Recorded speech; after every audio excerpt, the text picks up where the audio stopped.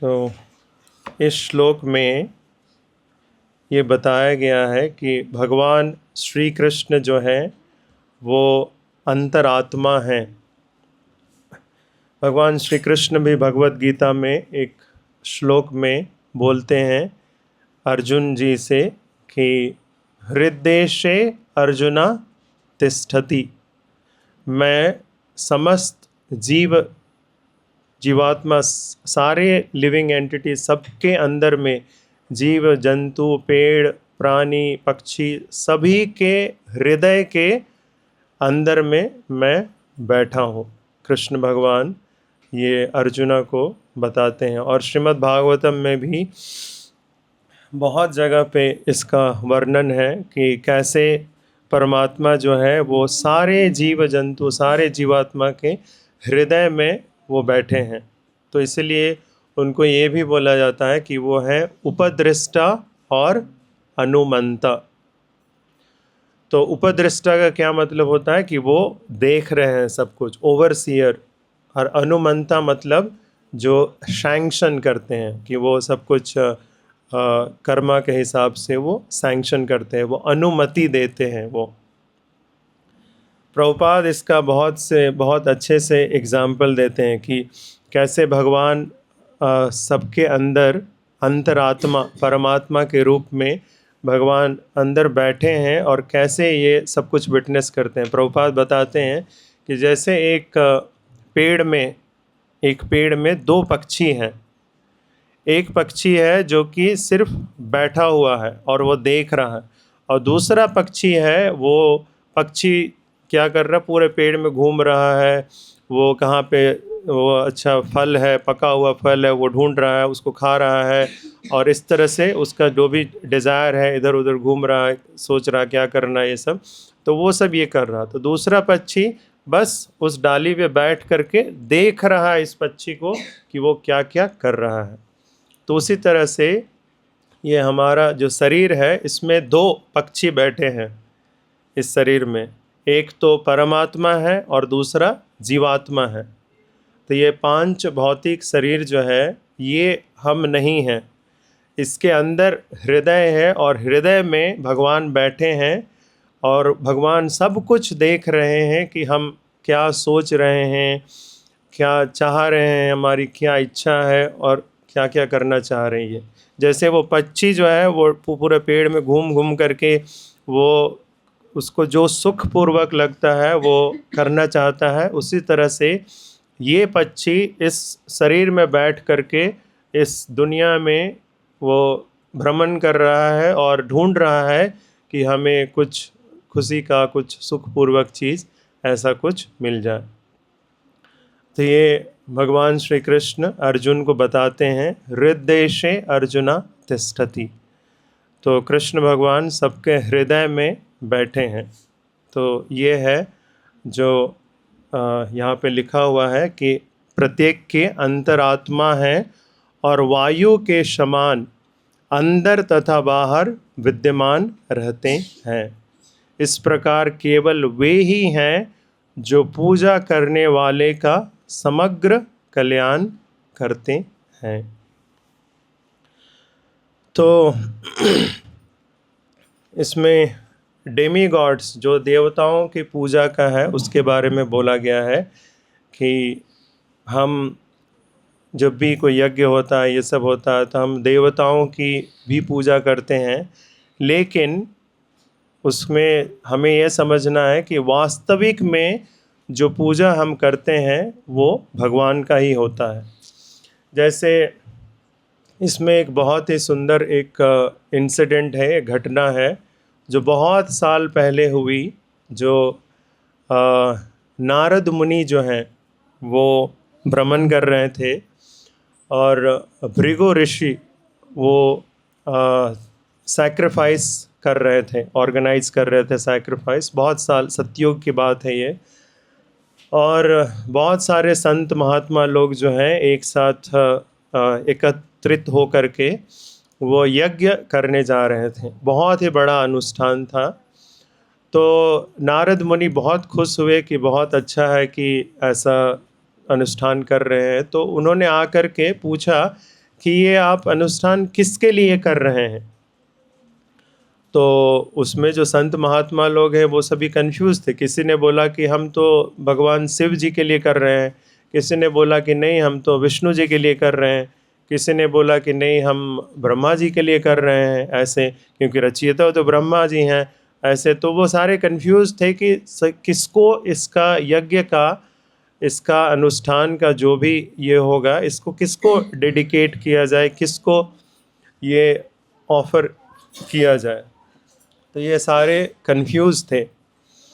तो नारद मुनि ने बोला कि आपका यज्ञ इस तरह से सफल नहीं होगा, कि आप, कुछ लोग सोच रहे हैं यज्ञ में कि आप लोग विष्णु जी को करेंगे, कुछ लोग सोच रहे हैं हम शिव जी को करेंगे, कुछ लोग सोच रहे हैं ब्रह्मा जी को करेंगे। तो यह यज्ञ सफल नहीं होगा, पहले आप क्लियर कर लीजिए कि किसको करना है। तो वही लोग पूछे नारद जी से कि आप ही बताइए हमें किसे करना चाहिए इसका आहुति का। तो उन्होंने बोला कि आप पहले पता कर लो कि सबसे इन तीनों में श्रेष्ठ कौन है, ब्रह्मा जी, विष्णु जी और महेश, इसमें सबसे श्रेष्ठ कौन है, सबसे सुप्रीम कौन है, उनको करिए।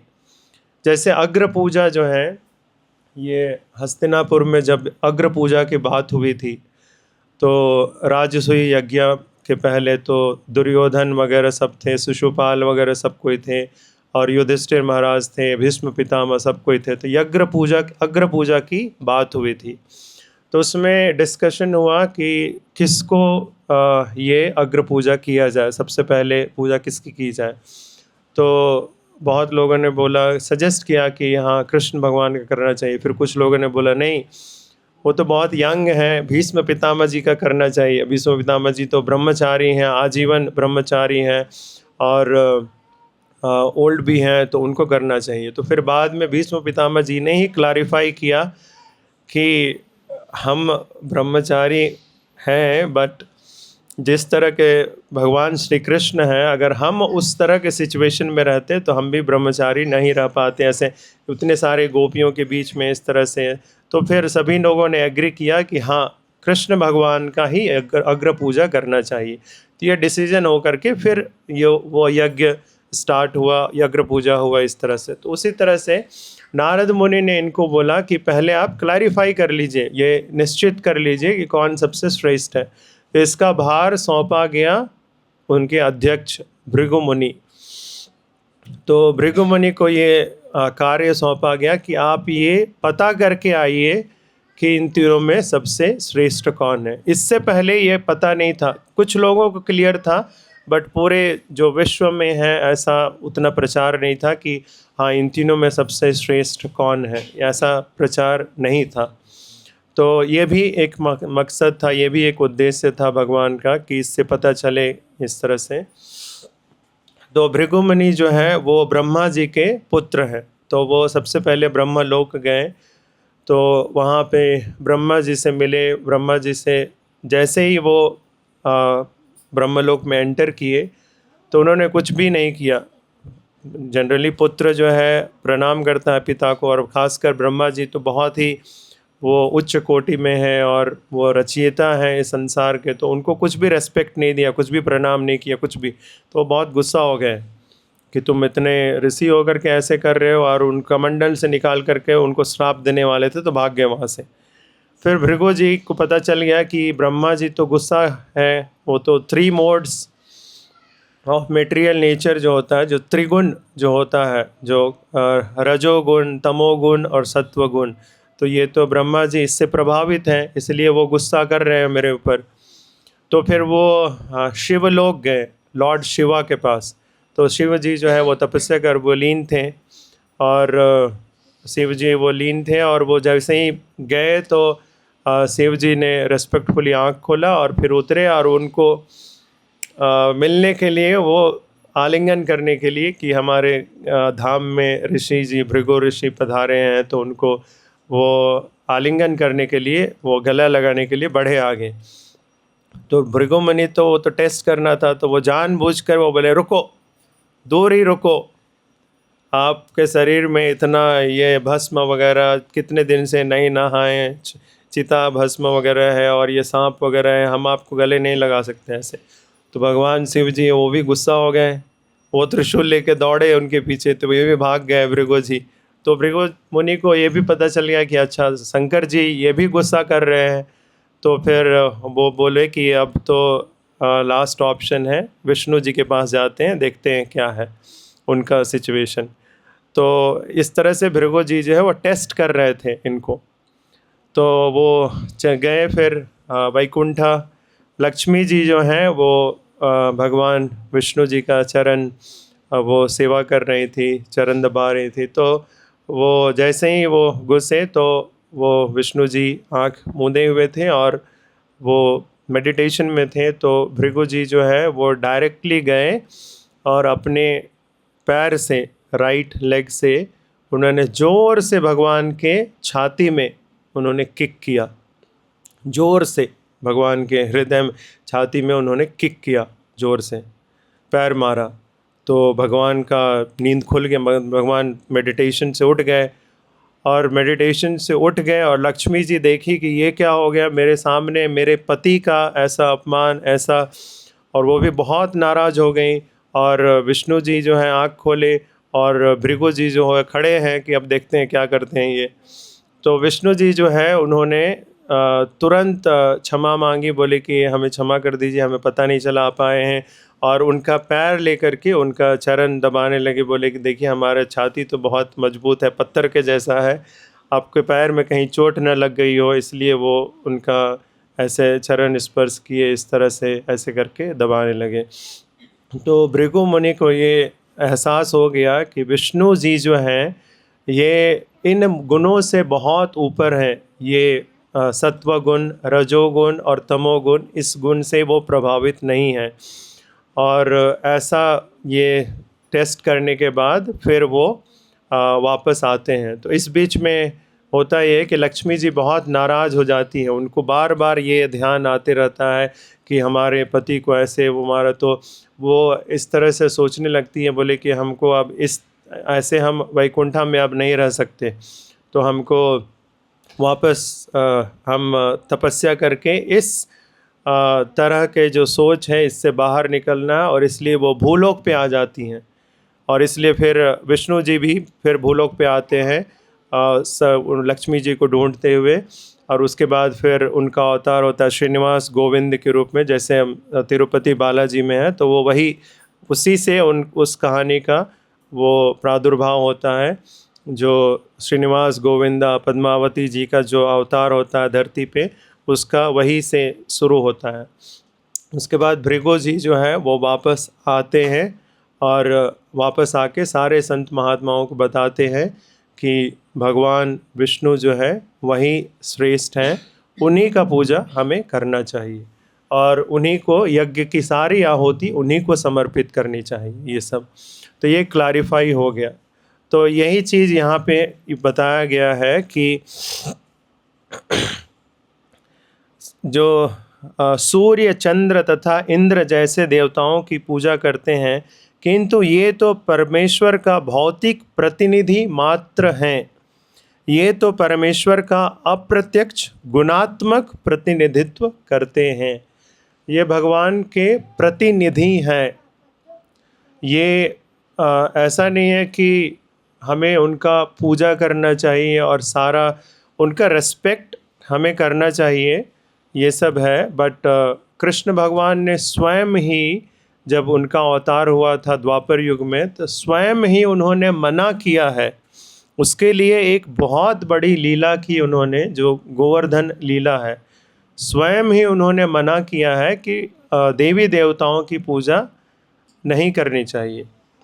और प्रभुपाद जी भी बोलते हैं कि जो देवी देवता है जो भी हमें देते हैं, जैसे सूर्य जी है वो सनलाइट देते हैं, सूर्य ऊर्जा। इंद्र जी जो है वो पानी देते हैं, जल ऊर्जा, इस तरह से। और वायुदेव जी हैं, वायु देते हैं। तो ये उनका कार्य है, ये भगवान के प्रतिनिधि हैं, तो ये उनका कार्य है, उनका वो अपना कार्य संपन्न करते हैं। तो उसके लिए हमें ऐसा नहीं कि उनका पूजा अलग से करना है। अगर आप भगवान की पूजा डायरेक्टली कर रहे हैं तो वो काफ़ी है। तो प्रभुपाद ये बोलते हैं कि जैसे पेड़ है तो पेड़ के डाली पे, फल पे, पत्ते पे इस पे पानी डालने की ज़रूरत नहीं है। अगर हम पेड़ का जड़ में पानी डालते हैं तो सारे पूरे पेड़ में ऊर्जा अपने आप पहुंच जाती है। उसी तरह प्रभुपाद दूसरा एग्जाम्पल देते हैं कि खाना हम जो है स्टमक में डालते हैं, पेट में डालते हैं, आपको अलग से हाथ में, पैर में या चेहरे में डालने की, खाना आप स्टमक में डालिए तो पूरे शरीर में अपने आप ऊर्जा आ जाती है। उसी तरह से भगवान श्री कृष्ण का अगर हम पूजा करते हैं, उनका हम आदर सम्मान और उनका इंस्ट्रक्शन फॉलो करते हैं, तो सारे देवी देवताओं का भी पूजा उसमें ही अपने आप हो जाता और वो भी अपने आप संतुष्ट हो जाते हैं। तो ये है, तो ये इंस्ट्रक्शंस हैं। जैसे आप इससे इस तरह से समझ सकते हैं कि जैसे एक हमारा जो देश है उसमें एक कितने प्रधानमंत्री हैं? एक ही प्रधानमंत्री है ना, लेकिन कितने सारे छोटे छोटे या छोटे बड़े मिनिस्टर बहुत सारे हैं, है कि नहीं? हर एक स्टेट में चीफ मिनिस्टर है, एजुकेशन मिनिस्टर है, हेल्थ मिनिस्टर है, डिफेंस मिनिस्टर है, इस तरह के बहुत सारे डिफरेंट मिनिस्टर्स हैं, बट प्रधानमंत्री एक है। वो सारे जो हैं मिनिस्टर्स छोटे छोटे हैं, वो प्रतिनिधित्व है, उनके जो है रिप्रेजेंटेटिव या वो सेवा कर रहे हैं, लेकिन प्रधानमंत्री एक है। उसी तरह से पूरे जो यूनिवर्स का जो सारे पूरे यूनिवर्सल क्रिएशन का सबके जो अगर सुप्रीम अगर देखा जाए, सुप्रीम पर्सनालिटी ऑफ गॉडहेड, वो सिर्फ भगवान श्री कृष्ण है। उसके उनके अलावा और दूसरा कोई नहीं है। भगवान भी स्वयं भगवद गीता में बोलते हैं, नातर परत्रम नान्यत किंचित अस्ति धनंजया। भगवान बोलते हैं कि मेरे से बड़ा या बराबर इस दुनिया में, पूरे क्रिएशन में कोई भी नहीं है। तो इसलिए हमें समझना चाहिए कि अगर हम भगवान श्री कृष्ण का जो इंस्ट्रक्शंस है, भगवान श्री कृष्ण का जो भगवद गीता में वो बोलते हैं, अगर उसको हम फॉलो करते हैं तो और कुछ दूसरे तरफ से करने की ज़रूरत नहीं है, बिल्कुल भी नहीं है। जैसे पेड़ में पानी डाले तो पूरे डाली में, फल में, पत्ते में, फूलों में, हर जगह पे अपने आप वो पानी चला जाता है। तो भगवान श्री कृष्ण का क्या है उद्देश्य? भगवान श्री कृष्ण क्या बोलते हैं भगवद गीता में? उनका सबसे महत्वपूर्ण उद्देश्य क्या है भगवद गीता में, जो कि सबसे भगवान बोल रहे हैं कि हाँ तुम ये करो? क्या है वो? कैसे कर सकते हैं हम? यस, भगवान का सबसे इम्पोर्टेंट इंस्ट्रक्शन है सर्वधर्मान परित्यज्य। सब कुछ छोड़ करके हमारी शरण में आ जाओ।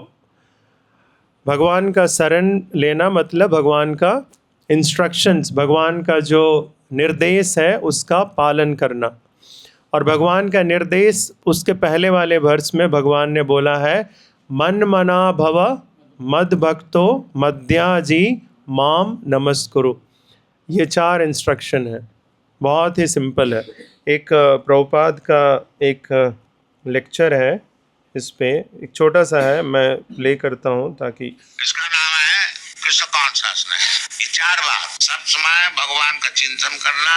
इसलिए हम लोग सबसे अनुरोध करते हैं कि हरे कृष्णा नाम जपा के तो मन भगवान में लगेगा। हरे कृष्णा कृष्णा नाम तो सुन रहा है ना, तो सुनने से मन जाएगा उधर। ये मेडिटेशन है। हरे कृष्णा कृष्णा कृष्णा हरे हरे। मन मना, और करेगा कौन? मद भक्त। मन मना भव मद भक्त। बिना भक्त हुए वो हरे कृष्ण क्यों जपेगा? तो मन मना भव मद भक्त मद जाजी। मुझको पूजा करो, इसलिए भगवान खुद आए मंदिर में। वो अच्छे से सजाओ, भगवान को फूल चढ़ाओ, भगवान को भोग लगाओ, प्रसाद खाओ। ये सब शास्त्र में विधान दिया है। मन मना भगवत भक्तो मध्याजी मांग नमस्कुरु। अगर कुछ नहीं कर सकते हो एक दफे आकर के नमस्कार करके जाओ, बहुत सरल है। तो ये भगवान का डायरेक्ट मतलब प्रत्यक्ष निर्देश है। मन मना थिंक अबाउट मी, मतलब भगवान को याद करिए, स्मरण करिए, उनका पूजा करिए, उनको भोग लगाइए, उनको फूल चढ़ाइए, ये सब।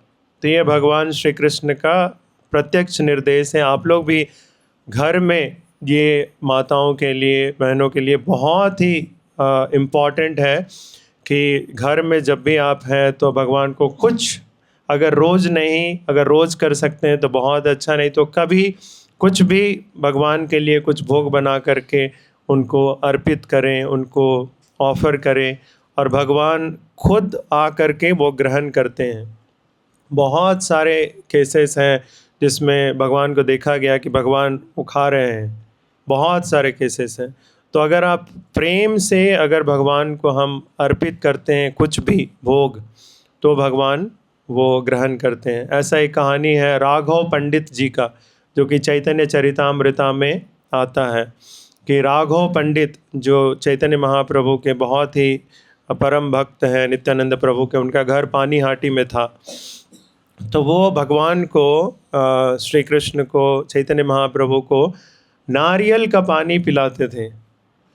और नारियल, उनका बहुत बड़ा गार्डन था, बहुत ही बड़ा गार्डन था, लेकिन उनके गार्डन में, वो अपने गार्डन से उनको पसंद नहीं था क्योंकि बहुत स्वीट वाला नहीं था। तो वो करीब 30-40 किलोमीटर दूर एक ऐसा गार्डन था, मतलब ऐसा था जहाँ पे बहुत ही मीठा नारियल पानी मिलता था। तो वहाँ से वो ले करके आते थे, वहाँ से, और ला करके फिर नारियल को, उसको धो करके अच्छे से, फिर उसको कुएं में डालते थे।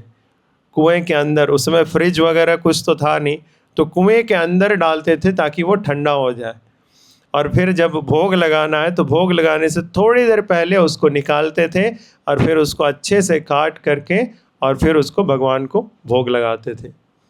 और भगवान को जब प्रेम से वो ऐसे भोग लगाते थे तो भगवान पूरा पानी पी जाते थे, मतलब पूरा नारियल पूरा खाली, ऐसा।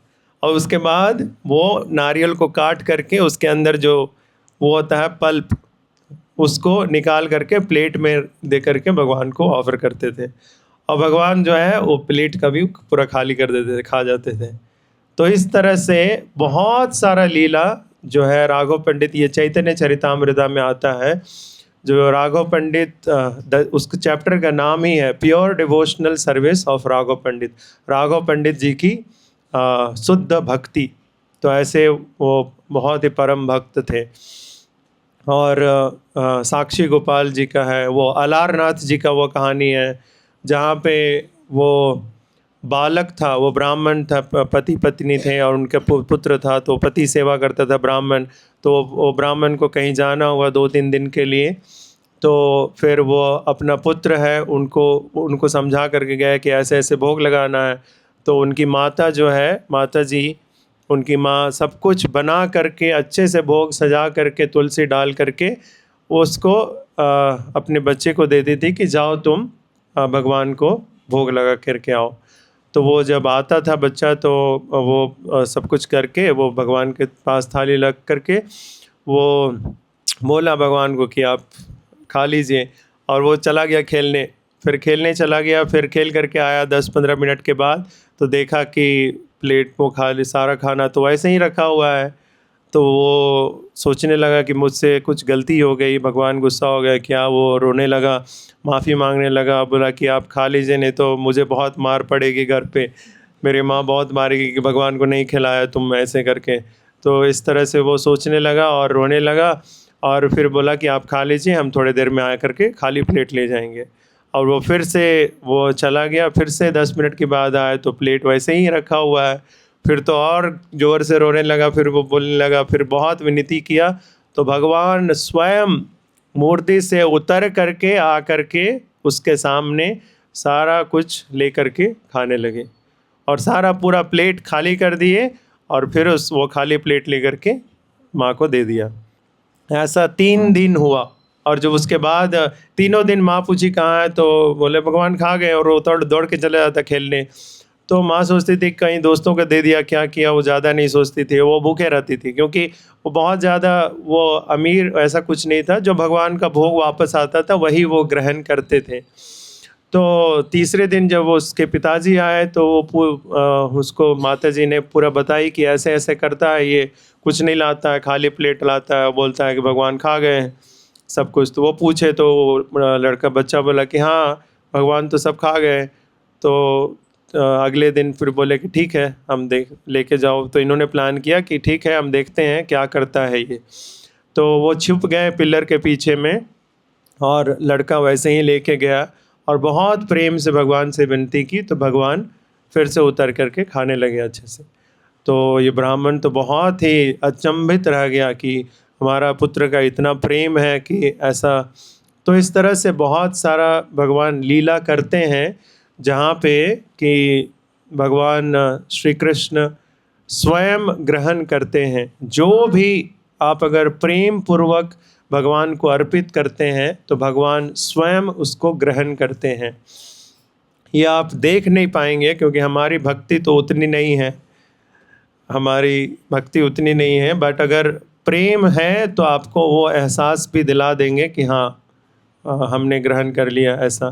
तो इसलिए कृष्ण भगवान बोलते हैं कि कुछ भी आप हमें अर्पित करो, अगर प्रेम से अगर आप भगवान को कुछ भी अर्पित करते हैं तो भगवान उसको 100% उसको ग्रहण करते हैं, और सिर्फ प्रेम से ही वो ग्रहण करते हैं, अदरवाइज वो कुछ ग्रहण नहीं करते हैं। पत्रम पुष्पम फलम तोयम यो में भक्त्या प्रयच्छति। अगर प्रेम से अगर आप सिर्फ एक पत्र, पुष्प, फल या जल अगर आप हमें अर्पित करते हैं तो हम उसको ग्रहण करते हैं, वो प्रेम का ही खाते हैं। और नहीं तो दुर्योधन तो 56 भोग तैयार करके रखा था। जब भगवान आए थे हस्तिनापुर तो वो भगवान को मनाने के लिए उसका प्लान था कि ऐसे करके मना लेंगे और अपने साथ रखेंगे ऐसा कुछ। तो 56 भोग उसने तैयार किया था दुर्योधन ने, और इनविटेशन भेजा था। भगवान बीच रास्ते से ही मुड़ गए। मुड़ करके कहाँ गए? विदुर जी के घर। वहाँ पे इनविटेशन भी नहीं था, कुछ नहीं था। वो लोग तो सोच रहे थे कि भगवान हमारे यहाँ क्यों आएंगे, क्योंकि वो तो बहुत ही ये गरीब टाइप के स्थिति में थे। तो उनको ये एहसास भी नहीं था कि भगवान भी उनके घर आ सकते हैं ऐसा कुछ। तो लेकिन भगवान दुर्योधन का 56 भोग नहीं खाए, क्योंकि भगवान जो है, ऐसा नहीं है कि भगवान को भूख लगी है। भगवान दो ही स्थिति में खाते हैं, या तो भगवान को बहुत भूख लगी है, जो कि उनका है नहीं, वो तो आत्माराम है, वो भूख की वजह से नहीं खाते हैं। अगर आप प्रेम से खिलाना चाहते हैं तो भगवान को तुरंत भूख लग जाती है। तो ये है। तो दुर्योधन के पास कुछ भी नहीं था, ना तो भगवान को भूख लगी थी, ना उसके पास प्रेम था, तो इसलिए भगवान उसके पास नहीं गए। लेकिन वो विदुर के पास गए, जो विदुर जी की जो पत्नी थी, वो देख करके भगवान को बहुत अचंभित रह गई कि बहुत बड़ी भक्त थी। तो उन्होंने उनका आदर सत्कार किया, उन्होंने उनको बुलाया, बिठाया, और घर में जो भी था, उस समय सिर्फ केला था, तो उन्होंने केला भगवान को खिलाया। वो भी केला कैसे खिलाया कि केला का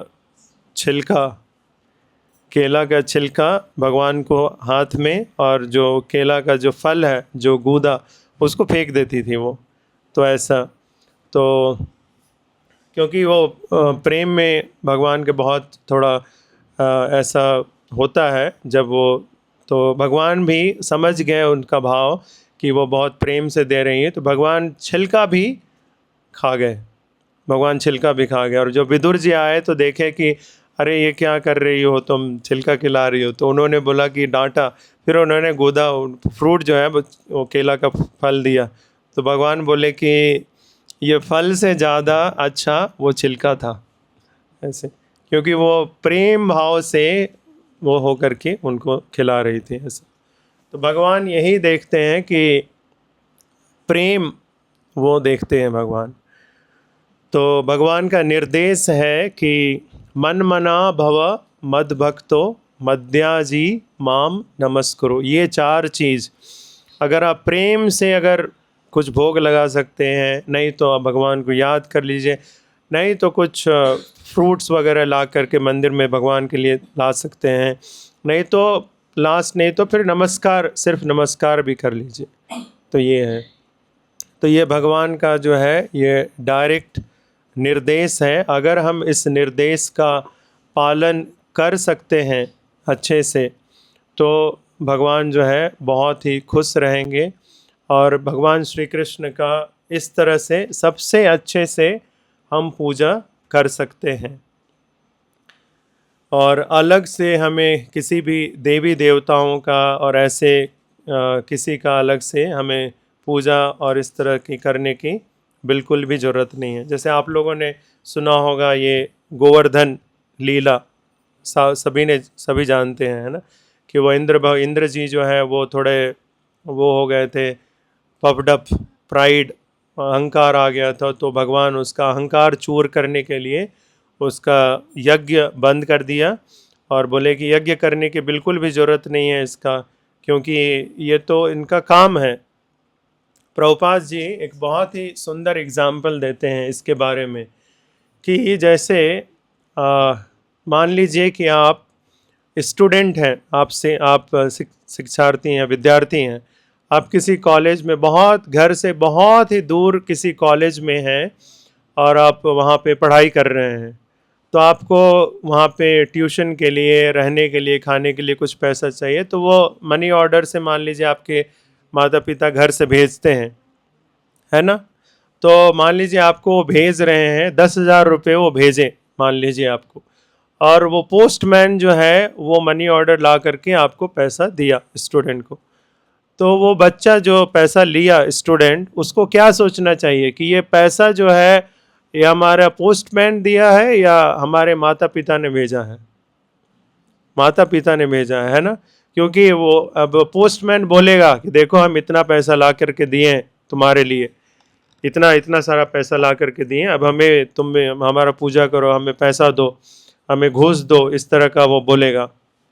तो इस तरह का हमें समझना चाहिए कि ये जो भी पैसा आ रहा है ये हमारे माता पिता जो है उन्होंने भेजा है, ये तो सिर्फ डिलीवरी पर्सन है, ये तो सिर्फ डिलीवरी पोस्टमैन है जो कि सिर्फ मुझे ला करके इसने बस यहाँ पे दिया है।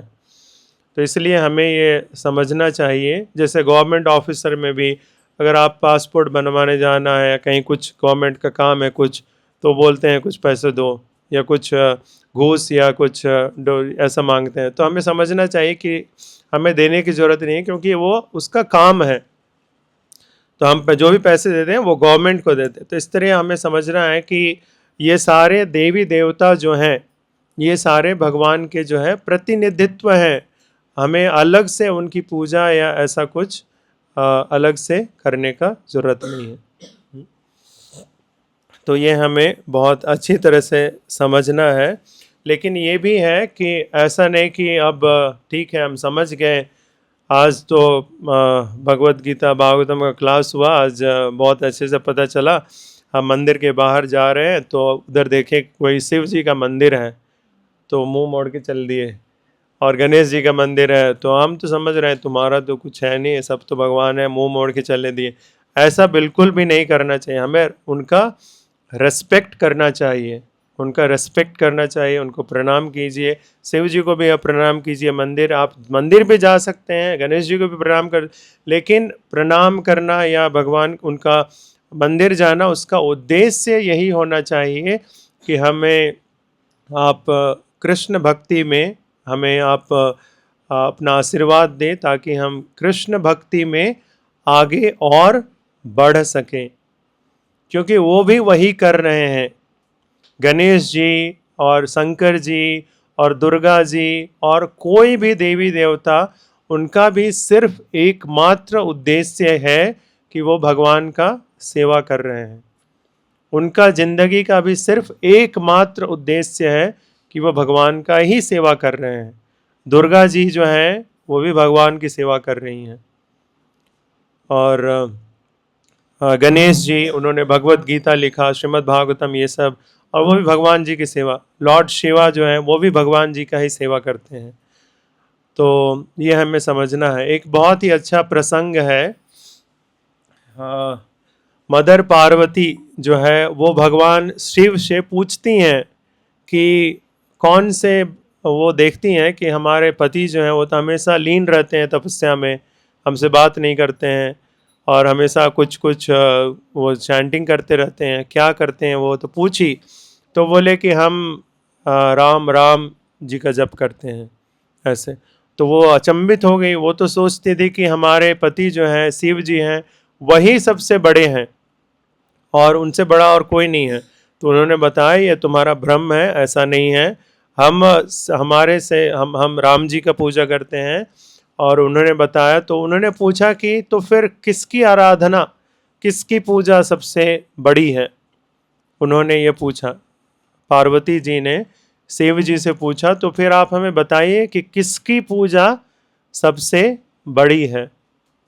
तो फिर भगवान शिव जी ने ये बताया, आराधना नाम सर्वेशाम विष्णु आराधनाम परम तस्मात् परत्रम देवीम तदिया नाम समार्चनम।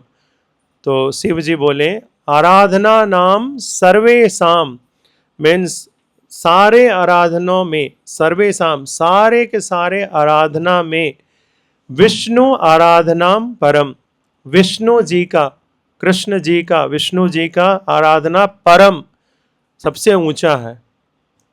तस्मात् परतरम देवीम, और फिर बोलते हैं अगले श्लोक में, तस्मात् परतरम उससे भी ऊंचा, अच्छा भगवान विष्णु के पूजा से भी ऊंचा, तस्मात् परतरम देवीम तदिया नाम समर्चनम, मतलब वो भक्त जो विष्णु भगवान से जो जुड़े हुए हैं, जो वैष्णवास और जो भी पैराफ्रेनेलिया है जो विष्णु भगवान का, उनका पूजा विष्णु भगवान की पूजा से भी बड़ा है।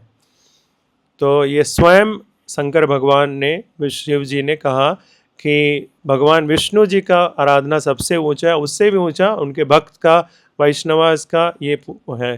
क्योंकि भगवान की पूजा हम क्यों करते हैं? उनकी खुशी के लिए भगवान की पूजा करते हैं। और भगवान के भक्तों का अगर हम आदर करते हैं, उनका सम्मान करते हैं, ये सब, तो उससे भगवान और भी ज़्यादा प्रसन्न होते हैं।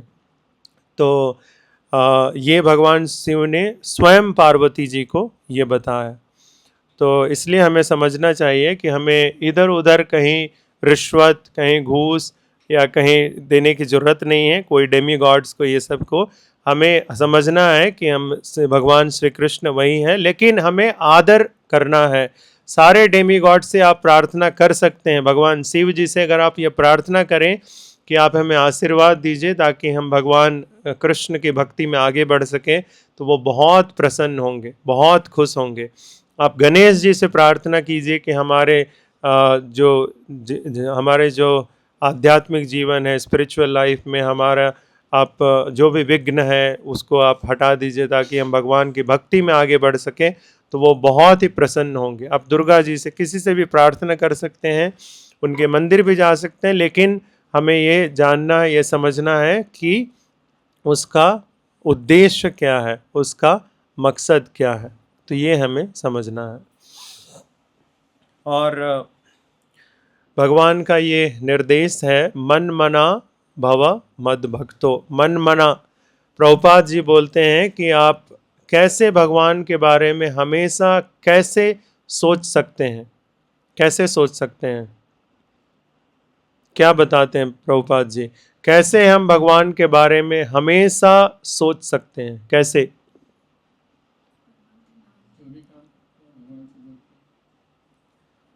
प्रभुपाद जी बोलते हैं, ठीक है आप सोचते हैं वो तो ठीक है, लेकिन हमारा जो मन है वो अभी शुद्ध नहीं है, तो सोचना शुरू तो कुछ करते हैं बट हमारा मन कहीं और चला जाता है फिर। इसीलिए हमारे इस युग में, इस कलयुग में बहुत ही सरल तरीका है जो प्रभुपाद जी बताते हैं कि कैसे आप भगवान के बारे में हमेशा सोच सकते हैं।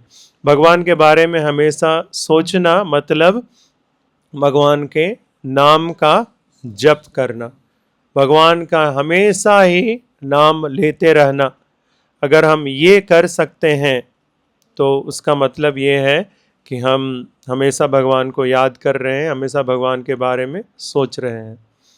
और इस कलयुग में हमारे पास ही बहुत ही बड़ा सौभाग्य है, बहुत ही बड़ा सौभाग्य है।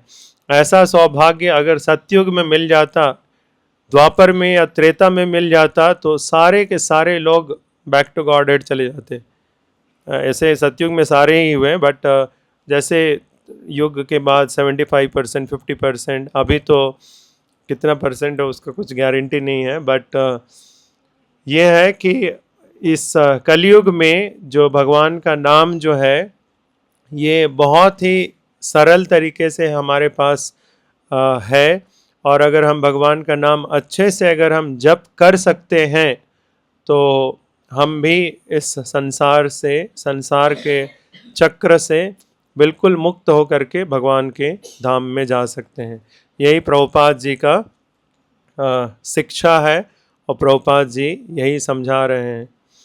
एक बहुत ही अच्छा एक पास टाइम है, बहुत ही अच्छा एक इंसिडेंट है जो कि 500 साल पहले हुआ था हरिदास ठाकुर जी के साथ में। हरिदास ठाकुर जी आप लोग सभी जानते हैं रघुनाथ दास गोस्वामी जी को।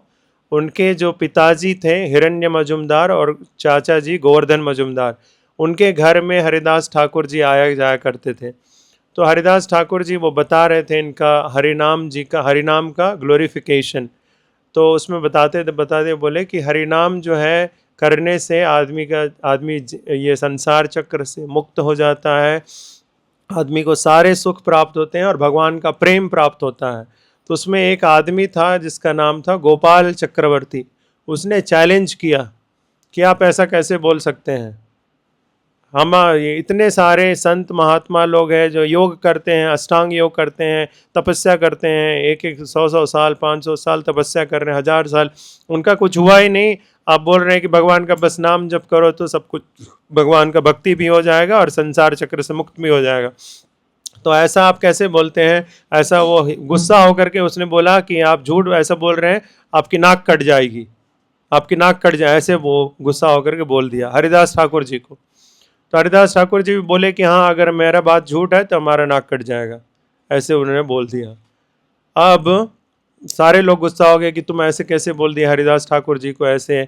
तो उसके 3 दिन के बाद वो गोपाल चक्रवर्ती जो है, उसके जस्ट 3 दिन के बाद उसको ऐसा बीमारी हुआ लेप्रेसी, और उसके सारे शरीर में वो कुछ होता है और उसके कारण नाक में भी उसका हो गया, और नाक जो है उसका ही नाक गल करके गिर गया, उसका खुद का नाक।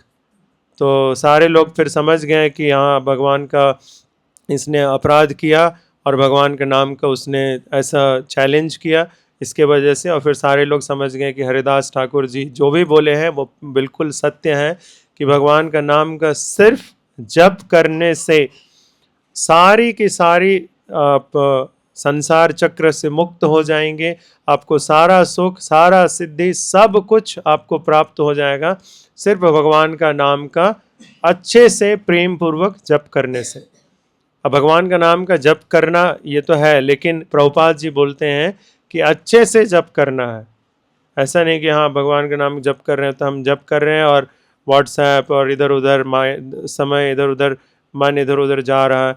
वो भी है, उसका भी होगा, आपको फ़ायदा मिलेगा, लेकिन भगवान का अच्छे से नाम जप करने से उसका 100% फ़ायदा। अच्छे से मतलब उसको सुनना है, भगवान का हर एक नाम का बिल्कुल अच्छे से उच्चारण करना है, बिल्कुल अच्छे से, एक एक शब्द का बहुत अच्छे से उच्चारण करना है। हरे कृष्णा कृष्ण कृष्ण हरे हरे, हरे राम राम राम हरे हरे। एक एक शब्द का बहुत अच्छे से उच्चारण करते हुए भगवान का नाम का जप करना है और उसको ध्यान से सुनना है। आप अगर ऐसा करते हैं तो आपको एक माला में भी आपको वो एहसास हो जाएगा कि हाँ हमें और माला करना चाहिए, और माला करना चाहिए, क्योंकि भगवान का नाम का इतना आकर्षण है।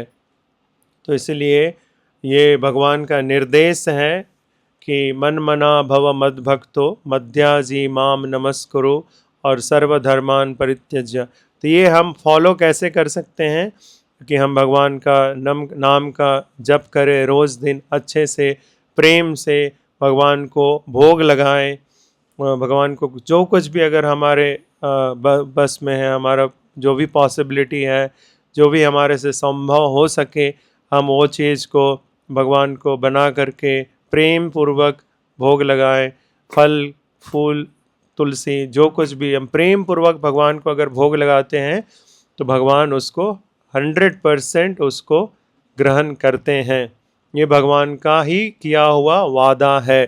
इसलिए भगवान जैसे भगवान का वादा है कि हम अर्च विग्रह में हैं, भगवान का वादा है कि इस तरह से बना करके मूर्ति का स्थापना करो तो हम उसमें आएंगे, ये भगवान का वादा है। उसी तरह से भगवान का ये वादा, जैसे बहुत सारे मूर्ति हैं, साक्षी गोपाल जी जो हैं वो भगवान चलने लगे, वो ब्राह्मण जी हैं, बोला कि देखिए आप तो आप ही हमारे विटनेस हैं, आप ही हमारे वो साक्षी हैं, तो आपको तो चलना पड़ेगा वहाँ पे। तो भगवान बोले कि अच्छा कोई नहीं है तो हम चलेंगे।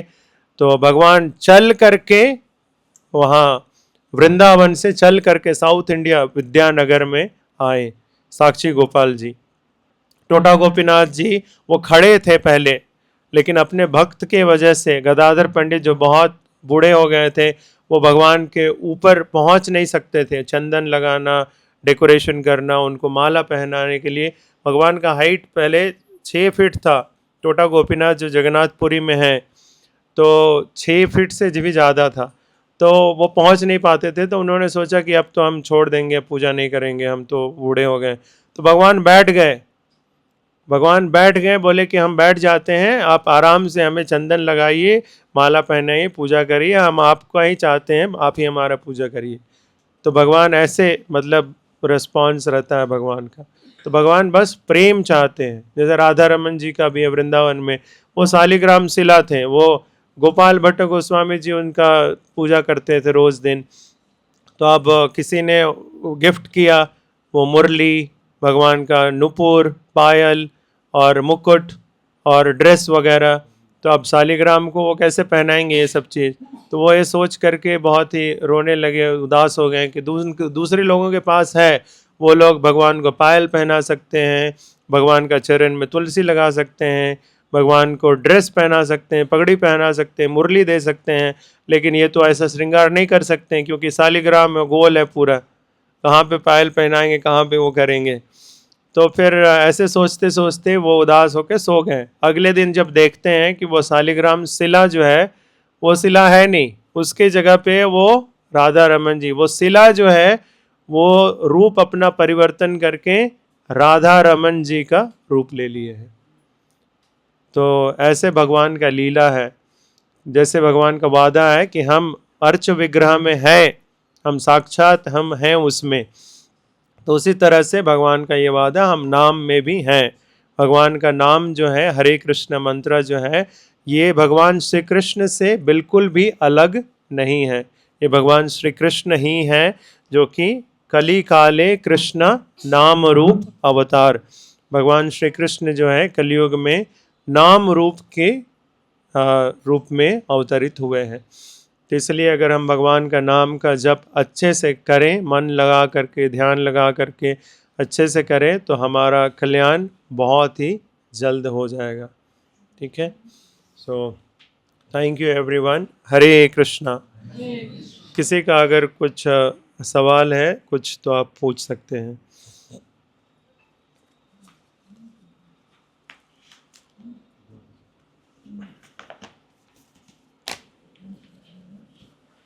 Thank you.